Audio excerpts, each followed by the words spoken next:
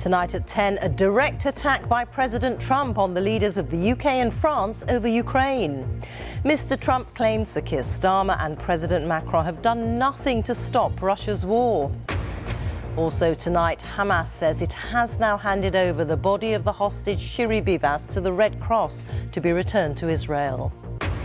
A man who stabbed the novelist Sir Salman Rushdie in New York has been found guilty of attempted murder. In Germany, a suspect is arrested after a man is attacked with a knife near Berlin's Holocaust Memorial ahead of elections this weekend. Apple pulls its highest level of privacy protection for customers in the UK after government pressure. And the musician whose priceless violin was stolen during a visit to a North London pub. And stay with us here on BBC News for continuing coverage and analysis from our team of correspondents in the UK and around the world.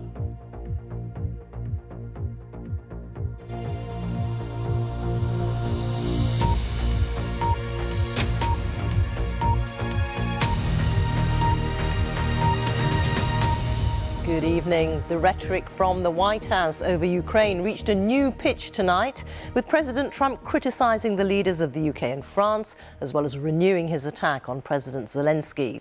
He accused Sir Keir Starmer and Emmanuel Macron of doing nothing to try to end Russia's war. Both leaders are due in Washington next week for talks with him. The US president also said he was sick of President Zelensky and didn't believe Ukraine's leader needed to be involved in talks about ending the conflict. Our international editor Jeremy Bowen reports now from Kiev. At the White House, Donald Trump said he'd had good talks with Russia's president. He dismissed Ukraine's leader as a man with no cards, and on a friendly radio station added Keir Starmer and Emmanuel Macron to his list of failures in Ukraine. We have Macron coming to see you for France and then Starmer for the UK this week to move forward. Yeah, but they didn't do anything either. The war is going on. There's no meetings with Russia, no nothing. Right. You know, they haven't done anything. And Macron's a friend of mine, and I've met with the prime minister, and you know, he's a very nice guy, but nobody's done anything. After they met here in Kyiv, Trump's envoy, Keith Kellogg, praised Volodymyr Zelensky as a courageous leader. That has been drowned out by Trump, who calls Zelensky a dictator who doesn't deserve to take part in talks to decide his country's future. In the government offices in Kyiv, I asked Ihor Brusilo, one of Zelensky's top advisors, about Trump's demolition of the certainties the US used to offer. President Trump said that Ukraine started the war the other day. What did you think when you heard that? Well, I can say that it's obvious who started the war, and it's raging for 3 years, and everyone understands that one country cannot attack another country, sovereign country. So why on earth do you think President Trump would say such a thing? I don't think that was something that he really meant.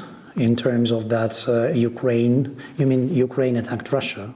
Well, he said Ukraine started the war. I mean, he did actually say that. No, I think that this was just maybe his understanding of the situation, but we have to be based on the facts. Is that why President Zelensky said that Trump was living in, to paraphrase or the US, I should say, was in a disinformation bubble, essentially created by the Kremlin?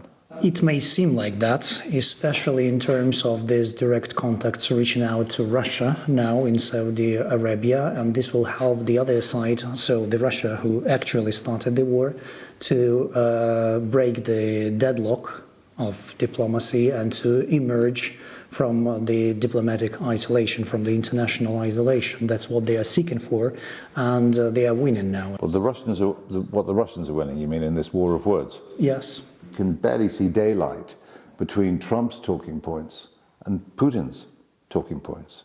I mean, that must be alarming for you. Well, it is alarming. I believe that not only for us, but for the world in general. But I believe that the position of a person is conditioned by the information that he receives. So you think if Zelensky speaks to Trump, he might be able to persuade him to change his mind on these things. I'm sure about that. That's what will happen once they meet again to talk about how to end this war. Because there is no one in the world who wants the end to this war more than Ukrainians do. Britain, and I know part of your job is to deal with the United Kingdom, has expressed a great deal of support for Ukraine and support as well for President Zelensky in the face of the accusations that President Trump made. However, Britain's military weakness is well known at the moment, lack of investment. I suppose you must recognise there are limits to what the UK is able to do, is that correct? Those countries who understand the threat, the imminent threat, more than anyone else are Nordic countries and Baltic countries. Why? Because it has happened to them before. So they know the threat and they increase their budgets. Same will happen to Britain. And Jeremy is live in Kiev for us tonight. Jeremy, we heard there President Zelensky's advisor picking his words very carefully. At the end of this tumultuous week where President Trump has frankly hurled insults at foreign leaders, where are we? Well, I can tell you the Ukrainians are very nervous. That man, Mr. Brusillo, also said to me that this feels as dangerous as any time for his country since 2022 and the full-scale invasion. He said it was déjà vu.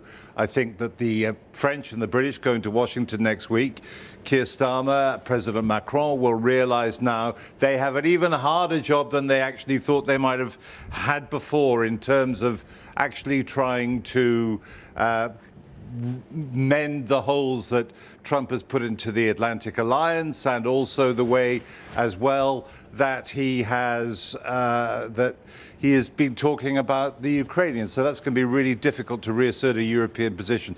You know, there are people who say that actually what Trump has done is actually be more realistic than Biden, who was never going to give them the weapons they needed to win the war, that in fact he's just telling them the truth about the position that they're in. But against that, there's the problem potentially as well that he might try and make a deal that rewards President Putin for invading this country, and that I think is going to be very problematic for the future. I've spoken to loads of Ukrainians here and I've asked them, do you believe President Putin that he won't, if there's some kind of a deal, actually attack again in a few years? And everybody I've spoken to has said, no, he tells lies. That's what he does. But it does seem that President Trump believes him. Jeremy Bowen in Kiev, thank you. Hamas officials have told the BBC that the group has now handed over to the Red Cross a body said to be that of the hostage Shiri Bibas. Yesterday, Hamas returned 4 coffins, which it said included the bodies of Shiri Bibas and her 2 young sons. But after forensic tests, the Israeli authorities said the body was not that of Mrs. Bibas, but an unidentified Gazan woman instead. Israel accused Hamas of a gross violation of the ceasefire. Paul Adams has the latest. Is Shiri Bibas finally coming home?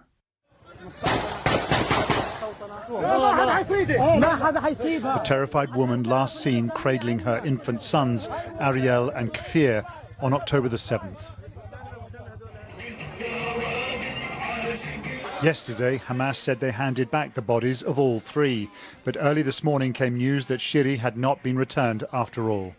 These Hamas monsters also cynically refused to bring back the boy's mother, Shiri, and sent the body of a Gazan woman instead, in brazen violation of the agreement.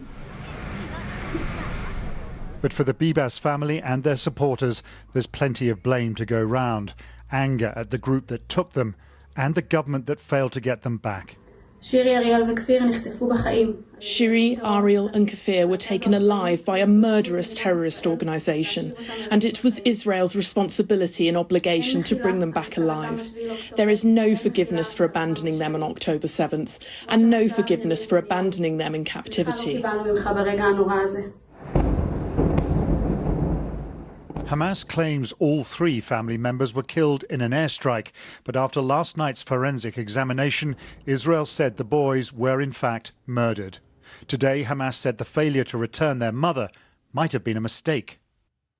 We point out the possibility of an error or overlap in the bodies, which may have resulted from the occupation targeting and bombing the place where the family was with other Palestinians. A veteran of Israel's spy agency says the fog of war may have played a part. And if you ask me, and I think this is the probable solution to this question, is that Hamas either made a mistake or couldn't find the real body, or doesn't know where the real body is. We have to understand that we're talking about a war zone, and in a war zone, these things happen. The return of bodies has only just begun, but already it's the source of confusion and anger. But of the hostages still being held in Gaza, many are presumed to be dead. Hamas probably doesn't hold them all. There are likely to be many more moments just like this. Tonight, another body has been handed over. Israelis are holding their breath. So we know that Hamas has handed over a body to the Red Cross. Israeli officials were due to pick it up a short time ago. It'll then be taken by road to the same forensics institute where the two Bibas boys were examined last night. We've seen pictures of Israelis standing by the roadside tonight, waiting for the convoy. It could be many hours before we find out whether this is indeed the return of Shiri Bibas. Tomorrow, we're expecting the release of 6 more living Israeli hostages, along with hundreds of Palestinian prisoners. And then next Thursday, 4 more Israeli bodies. You know, Rita, from moments of relief to moments of anguish, over and over, back and forth, it is quite hard to describe just how agonizing this whole process is. Paul, thank you. That's Paul Adams there reporting from Jerusalem. A man who stabbed the novelist Sir Salman Rushdie, leaving him blind in his right eye, has been found guilty of attempted murder. Hadi Matar attacked the writer as he was taken to the stage for a talk in New York in 2022. Nomia Iqbal reports. Oh my God! The attack on Sir Salman Rushdie was very public. He had been giving a talk on stage about keeping writers safe. Moments later, as he described it, he was laying in a lake of his blood as audience members rushed up to save him. He'd been stabbed and slashed 15 times. The man who tried to kill him is Hadi Matar. As the verdict was read, the judge asked for the sound to be turned off. The 27-year-old didn't react.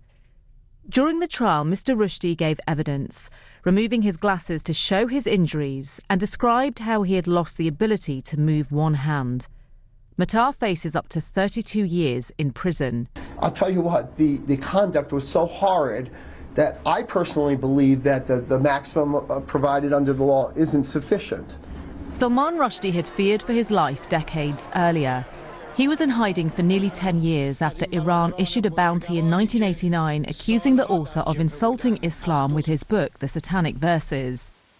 Hadi Matar has never made his motive clear for attacking Mr. Rushdie. He took very little trouble to inform himself about the man he was planning to kill. He'd said he'd read a couple of pages, he didn't say of what, and that he'd watched a couple of YouTube videos and decided that I was disingenuous. Hadi Matar will be sentenced at a later date. He faces a federal trial on terrorism-related charges too, which he denies. Nomia Iqbal, BBC News, Washington. A man has been seriously hurt tonight in a stabbing at the Holocaust Memorial in Berlin. One person has been arrested. It comes ahead of crucial elections in Germany this weekend. Straight now to our Europe editor, Katya Adler. What more do we know about this, Katya? Well, Rita, the victim of the attack is being operated on as we speak, we're told, with stab wounds to the upper body, but his injuries aren't thought to be life-threatening. The suspected attacker was arrested here by police earlier, though they haven't released any details yet about his identity or any possible motive. Where the attack took place, this is a very sensitive area of Berlin. You can see that crane behind me shining a light on the scene. That's for investigators to be able to work there now. It is the Holocaust Memorial in Berlin, dedicated to the 6 million Jews who were murdered by the Nazis during their era in Germany as well. We're very close to the US Embassy, and police here and across Germany are on high alert. There's been a string of of attacks in recent months, the latest just last week by migrants on passers-by, and we're just around the corner from a very tense election with the far-right Alternative für Deutschland, the AfD party, expected to become the second largest political force in Germany, making history.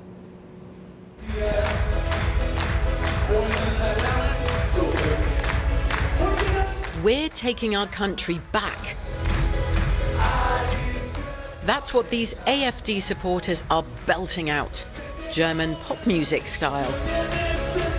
The AfD's Germany First theme tune, tough on migration, keen to close German borders, is so catchy amongst young and old. They're tipped to become the second biggest party here, demanding a seat in Germany's next government. Look what's happened to our wonderful Germany. We can't go on like this. The AfD will change things. There's real excitement here. We are the people is what people here think. They point to Donald Trump's politics, to nationalist parties doing well across Europe. But Germany isn't any other country. It is the biggest in Europe, one of the most influential with a Nazi past. If the AfD really boosts its popularity this election, it'll have an impact way beyond Germany's borders. What does the AfD offer young women? They offer security. There have been so many attacks here by asylum seekers. The AfD isn't a Nazi party or even far-right. We are just conservative. But AfD opponents don't believe her. The party is radical, they say, setting a dangerous example for the rest of Europe too. They are a Nazi party. It's like a racist party. Why are you protesting? The AfD says it can solve all of Germany's problems. If the AfD gets into power, Germany will fall apart. Focusing minds here, a string of attacks by migrants. The latest last week in Munich, where another young child was killed. Border security is an AfD rallying cry. Very aware of that and afraid of losing votes to the AfD, the man expected to be Germany's next chancellor, Conservative Friedrich Merz, has been careful to sound tough.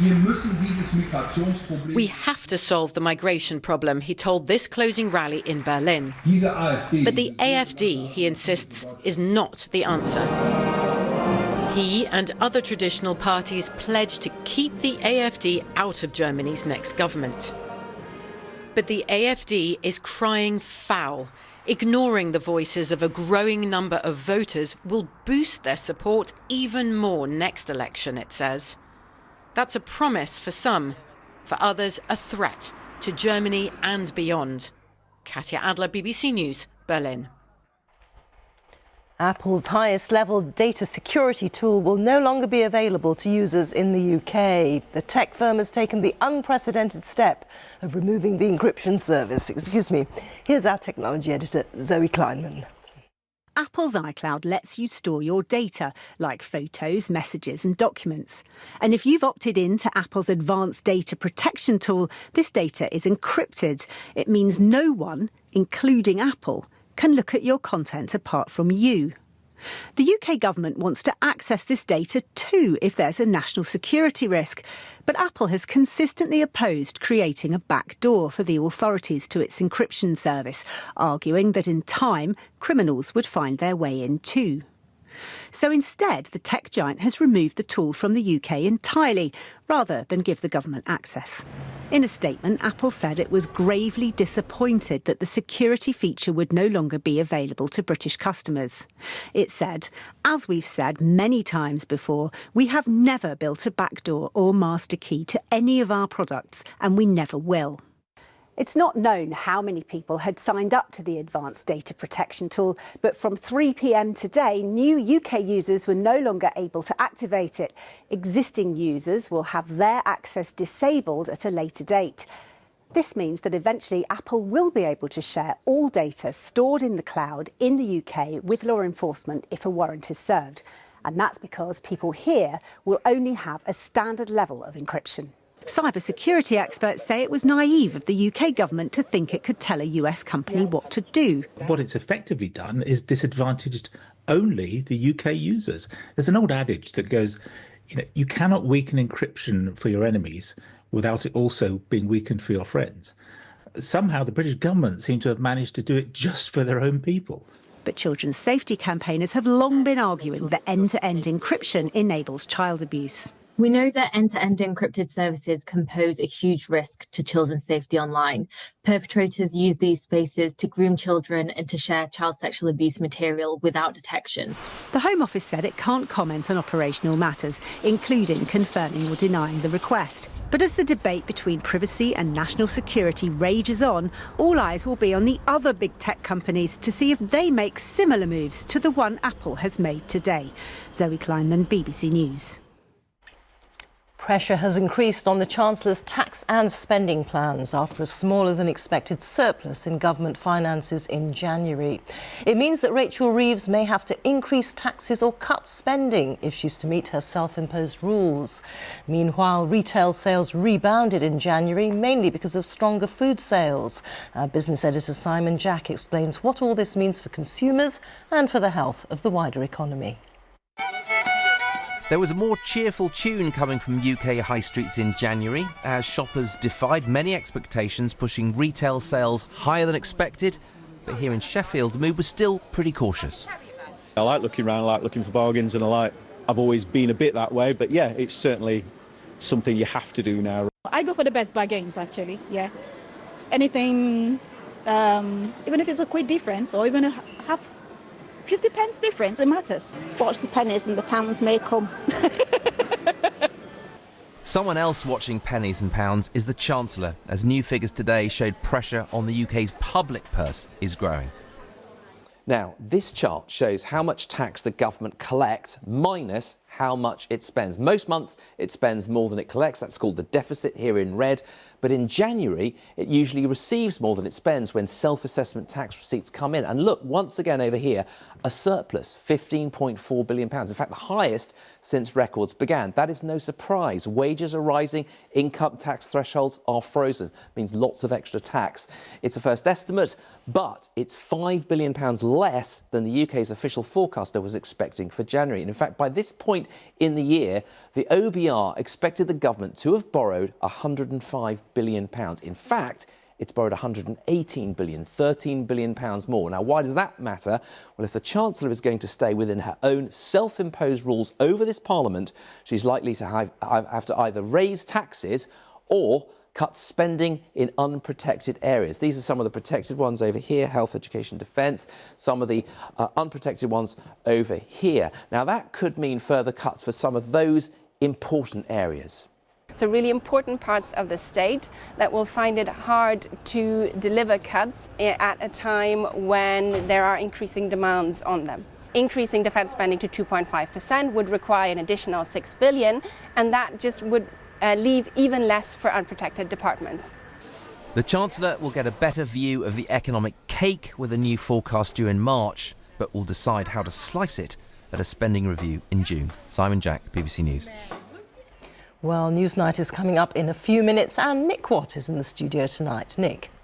Thanks, Rita. So fresh pressure on the public finances, but Keir Starmer will be under pressure next week when he meets President Trump to pledge billions more for defence. We'll ask podcast supremo Rory Stewart and our panel, what might we have to sacrifice to find that kind of cash?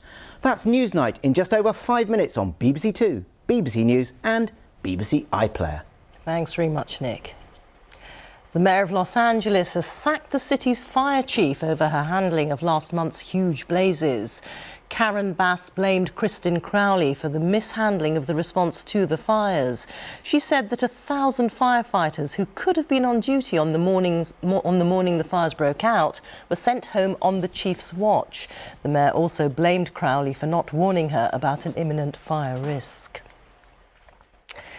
David Lopez Ibanez is a second violinist with the London Philharmonia Orchestra. The musician is appealing for the return of this near 300-year-old violin after it was stolen from a pub earlier this week.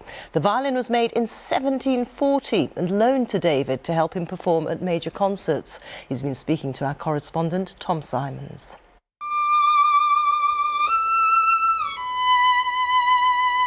David Lopez Ibanez, classical violinist with a performance which could be the soundtrack to his week.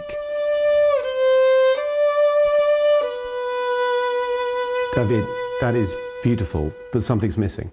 My actual violin, yeah. It was made by Lorenzo Carcassi in Florence, Italy in the 1740s, passed down by generations of musicians to a German businessman.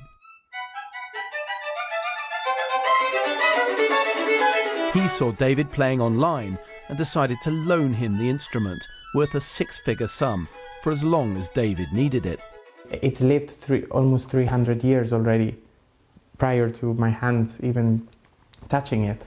Each minute, each hour, each performance, each challenge, you get to know each other more, and then you express yourself through it.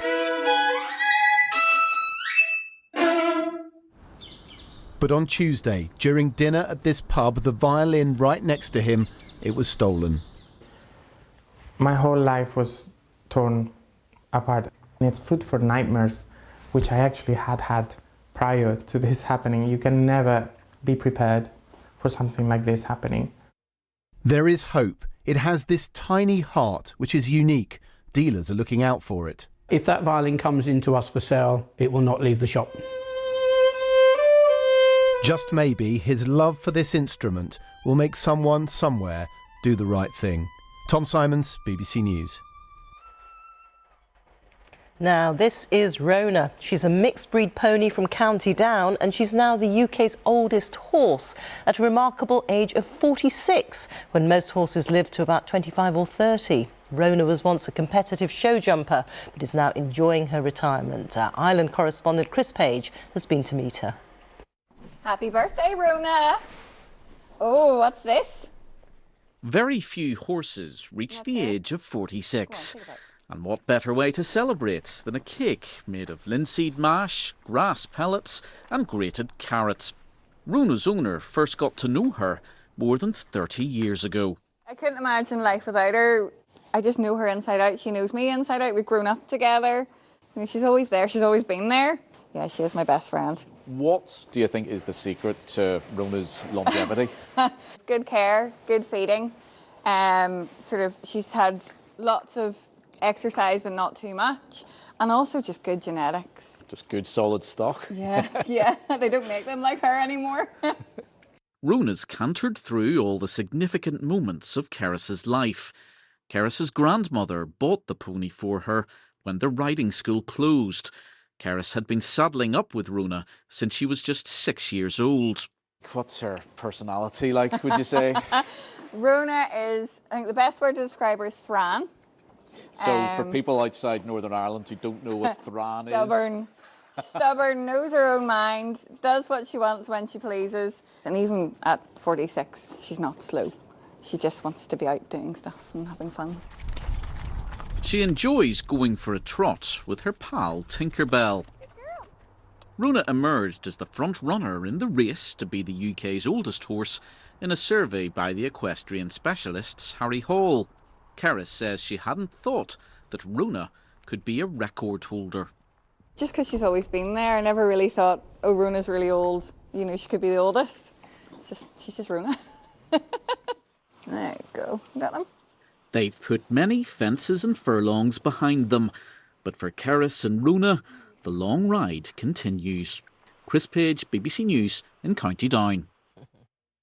And if you want to continue watching the BBC News at 10, please turn over to BBC One, or you can watch on iPlayer.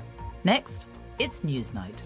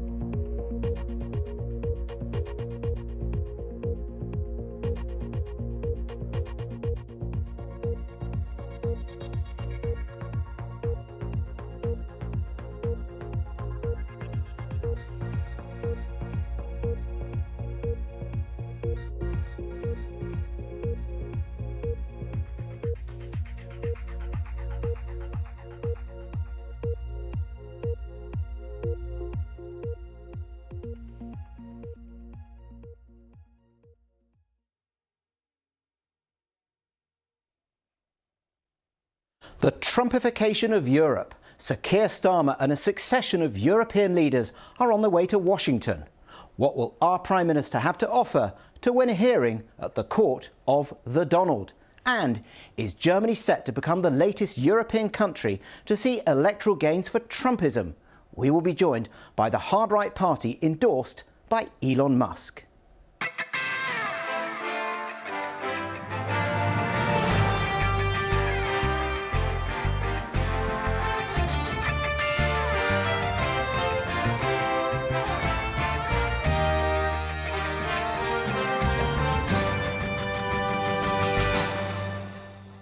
Good evening. This is Newsnight, brought to you live every weeknight from Broadcasting House with the best insights and interviews.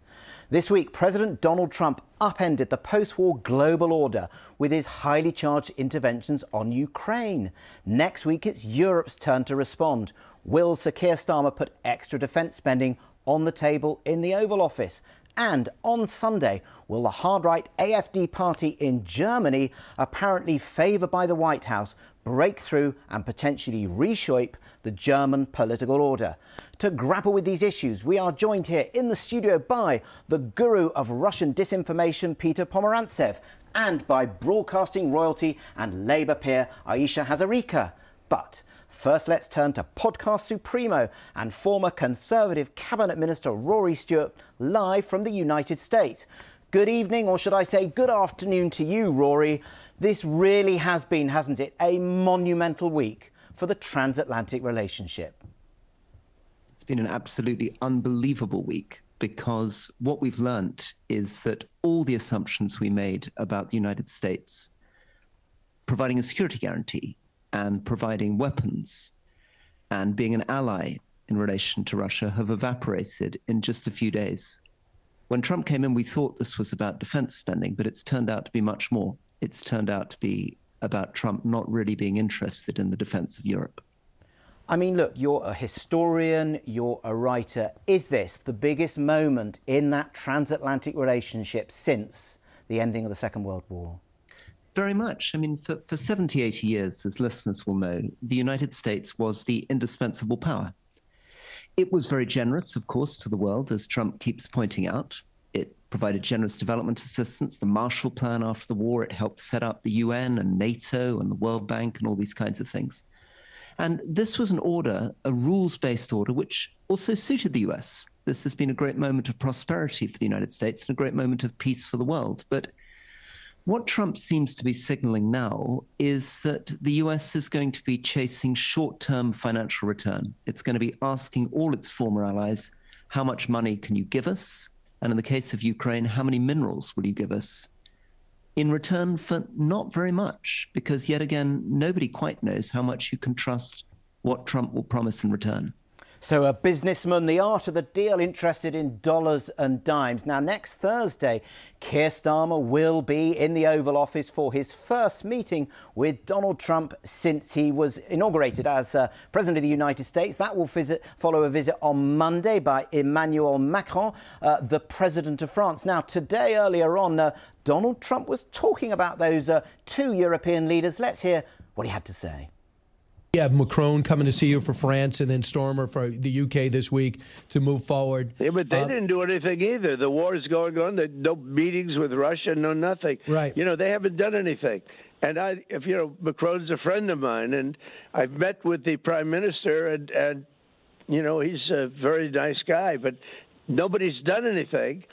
And I've been watching this go on for years, and I'm doing it for one reason. I hate the killing. I hate to see those young people killed. They're not Americans. They're Russians and Ukrainians. I hate to see the killing. So Donald Trump doesn't sound wildly impressed by his two European friends. What do you, Rory, think that the Prime Minister has to do in the Oval Office to get a hearing from the President? I think, firstly, it's going to be unbelievably difficult. I mean, obviously, he has to try. And so Keir Starmer will be hoping that Britain is going to be able to play a very traditional role of an intermediary between Europe and the United States. He and Macron will have been speaking to each other, and they will be hoping that they can say that if we, for example, increase defense spending, take more of the burden, that the US will remain engaged. But, and it's a very big but, it seems as though already President Trump has made significant promises to President Putin of Russia about bringing this war to an end. And he's certainly made a lot of promises to American voters about the war ending. And if he's serious about that, it's very difficult to believe that any amount of charm from Britain or France is going to convince him to keep putting American money in or keep providing American support for a war that he says he wants ended. I mean, it's interesting you mentioned there, top of the list has got to be that increase in defence spending. Donald Trump has long said that Europe, in a sense, has been having a free ride on all that support from the US for defence on the European continent. Shortly before we came on air, the President was talking about that very issue of European defence spending. This is what he had to say. Europe is at 100. We're at 300. We think it has to equalise. In other words, they have to come up with more money, because it has a big effect in Europe. It doesn't have much of an effect on us because we have a big, beautiful ocean in between. So, Rory, I'm interested, it seems to me there's sort of two options that Europe, the UK could have with Donald Trump on defence spending. The first one is to meet that 2.5%, that 3% or that 5% of GDP on defence. And just look at this, 3% would be an extra 20 billion, 5% of GDP would then be an extra 80 billion. There's that, which would carry favour. Or is the second option that actually we need to be thinking of replacing that sort of US security umbrella, that US security guarantee in Europe, which means, according to the Bruegel think tank, replacing an American fighting capacity of 300,000 across Europe, costing the continent, wait for this, 250 billion euros a year. Is even the first smaller option achievable, let alone the second rather expensive one? Well, you're completely right. It would involve, if we were stepping up, spending much more money. And remember what that money means. I mean, if we were spending 5% of British GDP on defence, that would be dwarfing the amount of money we spend on policing or the Home Office. That would be more than the money we spend on education. That'd be about 2/3 of all the money we spend on the NHS and Social Security.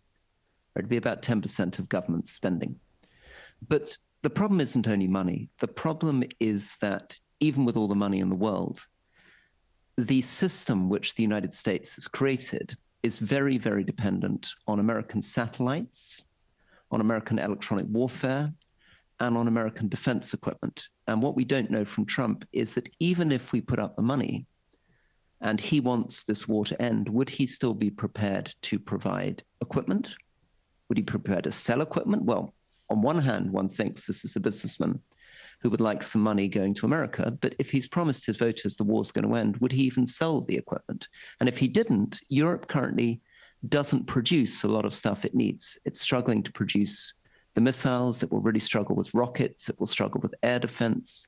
And Britain is very dependent on the US, as is Germany, Thanks, as is Rory. Poland for fast jets. Thank you. We're going to come back to you in a minute, but let's just go to our panel here in London. Aisha, Rory was talking about the implications of spending that amount of money on defence, and we learnt today of new pressures on the public finances. You're a broadcaster, but you're also a Labour peer. What is the mood in government at the possibility that in order to win a hearing in the Oval Office, we've got to spend billions more on defence? Well, I agree with so much of what Rory said. This is an incredibly difficult but incredibly important moment for Keir Starmer. It's really interesting that he's going to have that first big meeting. And by the way, it's so important that Keir Starmer, in his time as leader of the Labour Party, detoxified the Labour Party in terms of its position on defence post Jeremy Corbyn, really made the Labour Party a patriotic party. And remember, he received a lot of criticism at the beginning of his time as Prime Minister for spending a lot of time on the world stage, getting to know these world leaders. Well, actually, it feels like right now that was time well spent. So you and don't that think was it's going to be a humiliation? You remember Neil Kinnock famously saw Ronald Reagan. He greeted Dennis Healey, I think he was the shadow Foreign Secretary, as "Hello, Mr. Ambassador." No humiliation, you think? Well, no, I think it's important that Keir Starmer has shown that he can sort of step up at this incredibly important time. And going into these meetings with Donald Trump, of course it's going to be difficult. And Keir Starmer has to walk a real diplomatic tightrope.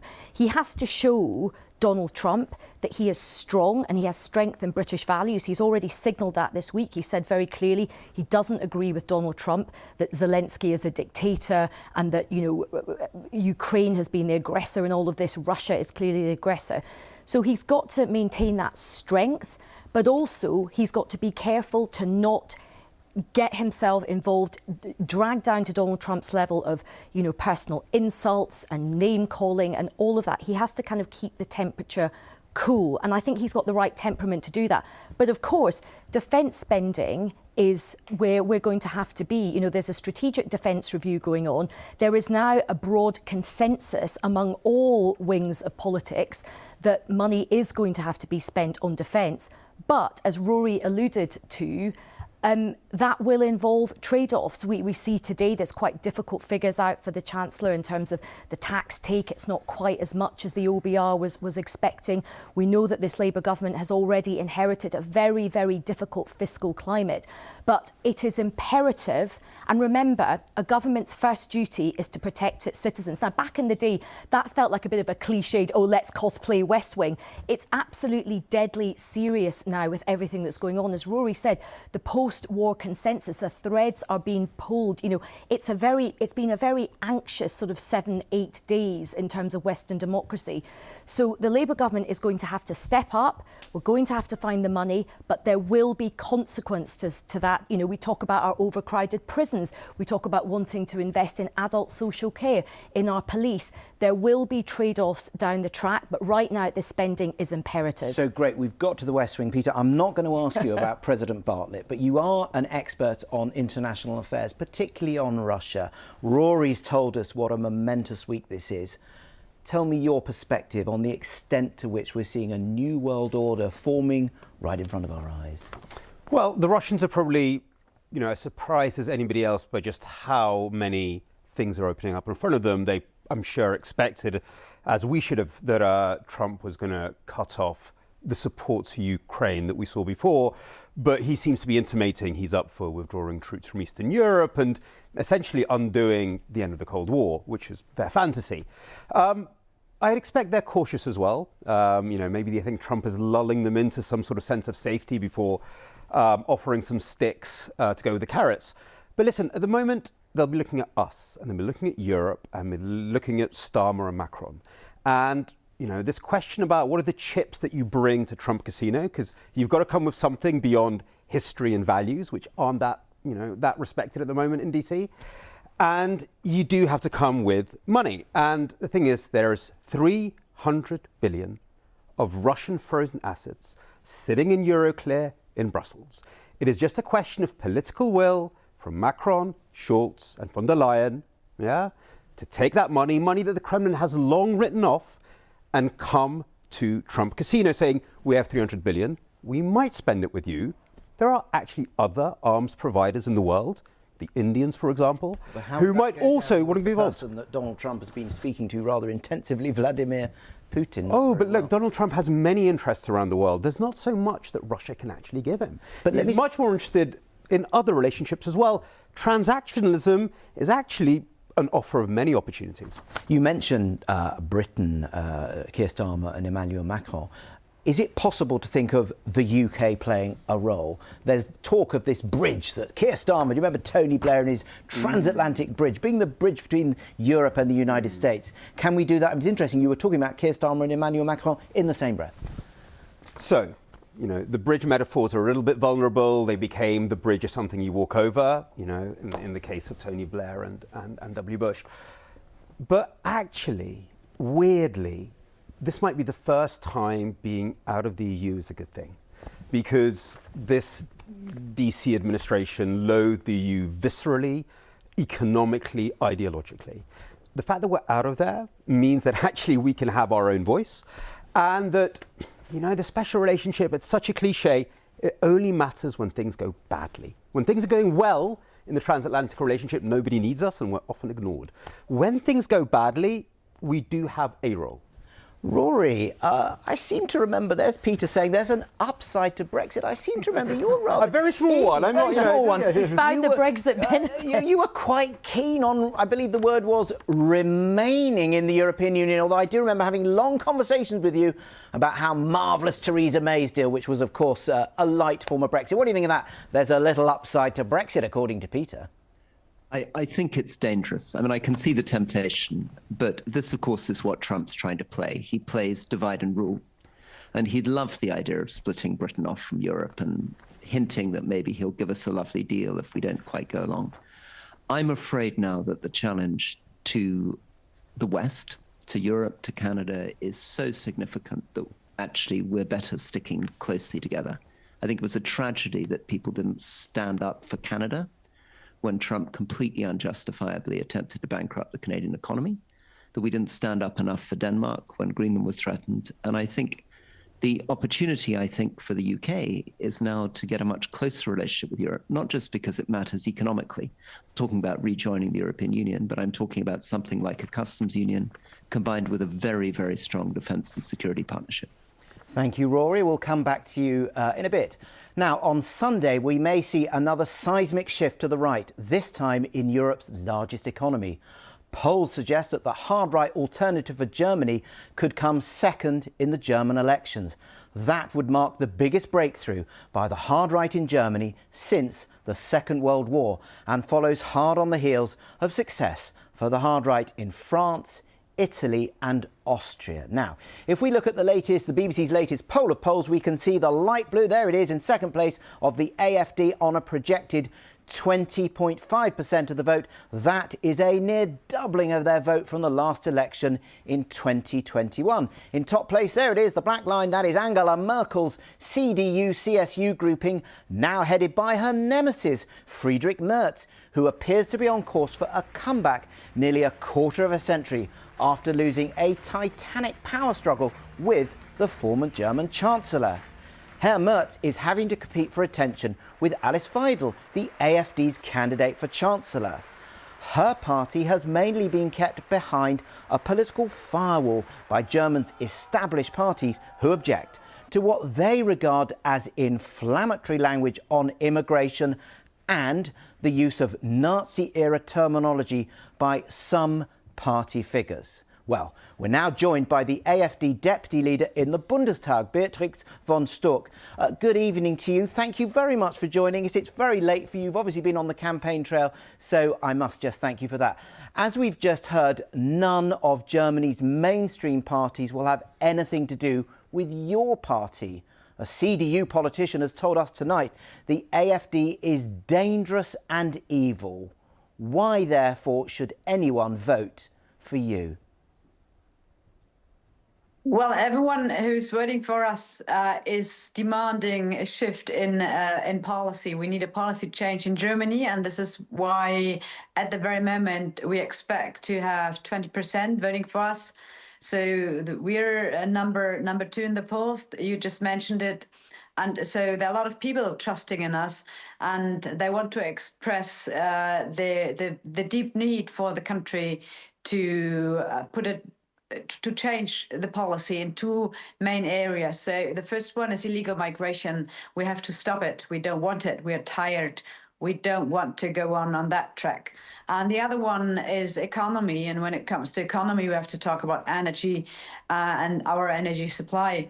So these are two areas where specifically the Green Party has just damaged our country like no other party before. And when I talk about the Greens, I also talk about Angela Merkel and the former chancellor, because she was, as we always say, the first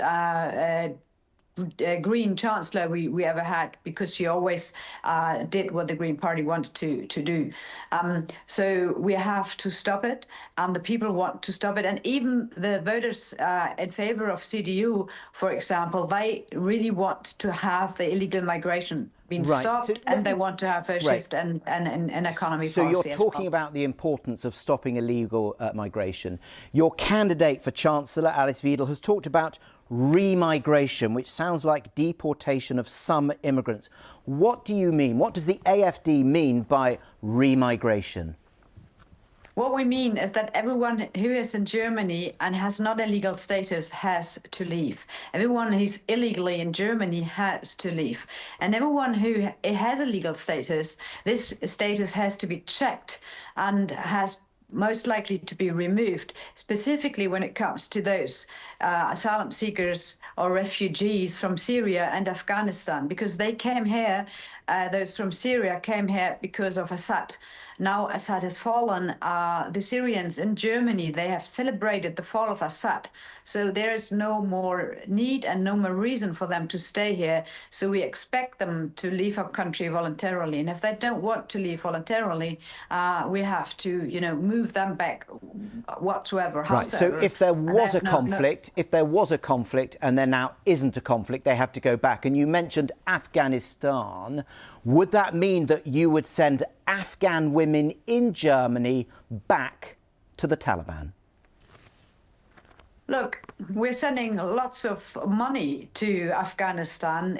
Sorry, can I just clarify? You know what the Taliban are like. You know how they treat women. Are you saying that Afghan women currently in Germany as refugees would be sent back to the Taliban? I guess so, yes, because Afghanistan is just it's a strong Islamic country, but it's an Islamic country, and women do not have the same rights like they have it here. So they don't have education, they don't have healthcare, they can't appear in public, that sort of stuff. You'll send them back to that. This is how they run their countries. This is why we do not want to turn to an Islamic country and have an even stronger Islamic impact on our societies, on our way of living. This is why we have to make very clear that we will not, first allow the women to come and then to bring their families in, which means their brothers and their husbands and their sons and their cousins. This is what we do not want to have. Then a family reunion in Germany once the women are all here. No, that's not possible.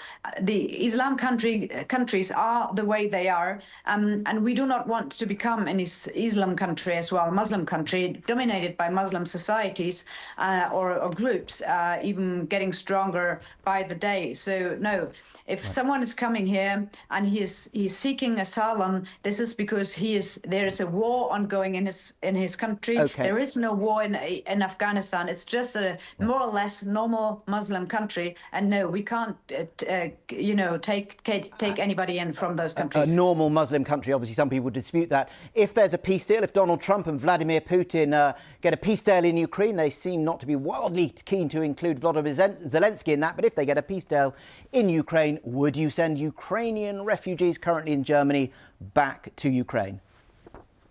If there's no more war in Ukraine, yes, of course. Why not? There is no reason to keep all the Ukrainians here when the war is over. So this is why we hope that the dying of the young men in Ukraine will stop. We hope that the dying of the Ukrainian men is getting stopped.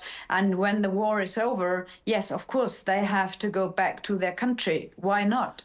Now, you know there's been controversy over some people in your party using illegal Nazi-era slogans. Björn Höcke, who leads your party in the state of Thuringia, was found guilty of saying the words, excuse my German accent, Alles für Deutschland in May 2021. That means everything for Germany, a well-known chant of the Nazi SA stormtroopers. Herr Höcke was later fined for using the first two words of that slogan at a rally. He denied knowing the phrase's roots. Are we really supposed to believe that this history teacher did not know the history of that phrase? So many others have said that before. It was a title on the Spiegel, Alles für Deutschland. That was on the title of the Spiegel, and no one ever knew that this was a phrase we should rather not use. So other politicians from the current parliament at the very moment, Dorothea Bär from the CSU party, sister party of the CDU party, she used and tweeted it out as well. So no one ever cared about these three words. And you know what? The problems people are facing here in Germany are real problems. They really realize that something is going wrong in this very country at this very moment. So they don't care about, making up a huge scandal from one of our members. These three words. They couldn't care less. And you know what?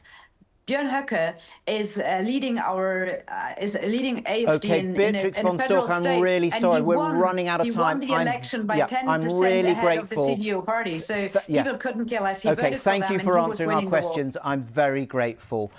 Rory Stewart, let me just turn to you. So we heard from Beatrix von Storck there that Afghan women should be sent back to the Taliban. It's a normal Muslim country. If there's a peace deal in Ukraine, Ukrainian refugees will be sent back to Germany. Your thoughts on that? Well, look, the AfD is a profoundly dangerous and worrying party. She's a fascinating person to listen to because you can see the spokespeople trying to soft soap this. But the truth is that remigration, and this is clear from their leaders' speeches and books, involves sending back German citizens. In fact, she said people with legal status in Germany would be sent back. They are also pro-Russian. They're talking about stopping all sanctions on Russia, importing gas from Russia. They talk about staying in the EU, but they're basically denying all the values of the European Union. And as you pointed out, their leader in Thuringia, this has been tested in the courts, has been referred to as a Nazi. The agencies in Germany have invested the AfD and found them to be extremists. They have an MP currently on trial for participating in an attempt at a coup against the government. So anybody listening should not be charmed into thinking the AfD is a conventional party. They are deeply, deeply worrying, and their fascist roots are very clear. Aisha, a deeply worrying party with fascist roots, says Rory. Your thoughts on what we heard from Germany this evening? Really chilling to hear the comments there, particularly about not just deporting people that haven't got their status, but actually, forcibly removing people who are German citizens. And really, from what she said, she was really targeting Muslims.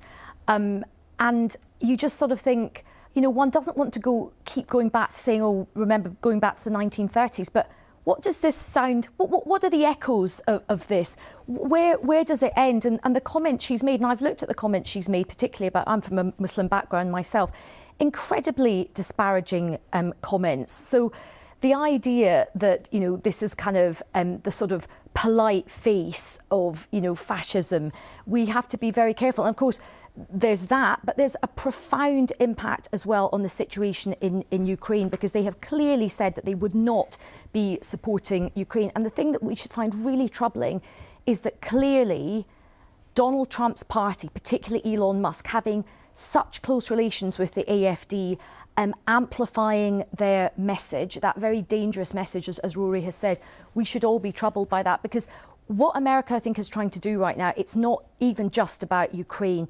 They do want this big kind of ideological sort of war in Europe between sort of progressive Western values and the sort of MAGA values that they want to promote. Peter, Aisha is talking about echoes of 1930s. What do you think?